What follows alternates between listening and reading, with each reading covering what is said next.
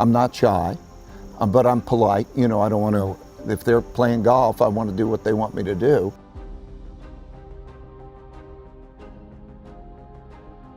Well, first of all, if you have a downturn and monetary policy is not effective, the only way of dealing with that is the coordination between fiscal and monetary policy. That's what history is. Yeah. So just as interest rates, it's as true as when interest rates hit zero, you go to quantitative easing. Yeah. It's as true that when you hit zero interest rates and you have quantitative easing not working, the only thing that works is the coordination and monetization of deficits. Right. Okay, so that is the historical comparison. The big issue there is whether politics can allow that coordination, because in a politically fragmented environment, what history has told us is that there is populism and conflict at this time. Starting off in the stock market can be daunting, especially if you don't really know what you are doing. If you decide to go for it, know the risks and learn everything that you can from others who may have a better idea than you.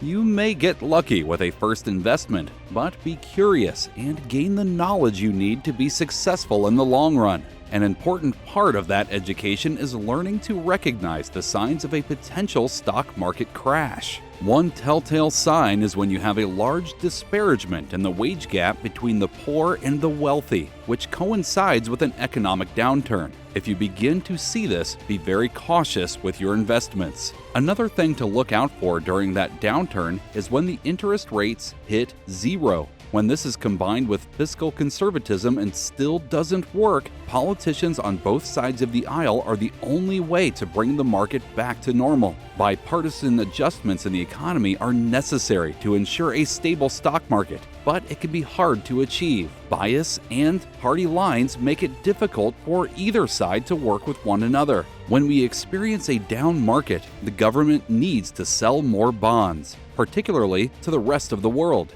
However, that demand will likely not be there, as the other countries may see the weakness of the current US dollar, and it's up to the Federal Reserve to pick up that slack. Regardless of the solution, be wary of these signs when investing your money, and be stock market smart.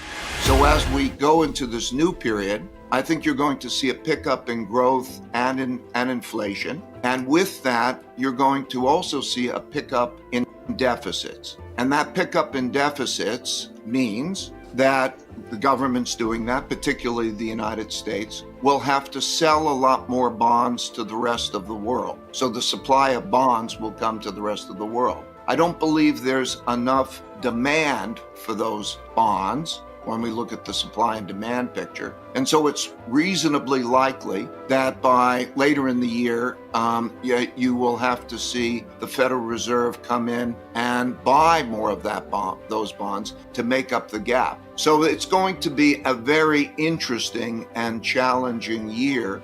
And I'm not just saying married. Maybe you live unmarried, or maybe there are different kinds of forms of households. But I am saying the guidance in somewhere of a loving person, at least, right, or two better, for the care of those children is an important determinant. That and basic education. These are important determinants. I'm saying there are three major divisions, okay? Three major forces. And that force, which I think I emphasize the opportunity gap, not just the wealth gap, but they both matter. If you look at history, across countries, across time frames, and you say when there's a large income and wealth gap, and you have an economic downturn, you have a dangerous fight on your hands. You have a dangerous set of circumstances. History has taught us that. In the 1960s, I was caddying at a golf course. The stock market was hot at the time. So I was 12 years old, and I was talking about stocks with the people that I was caddying with, and I took my caddying money and I decided I would invest.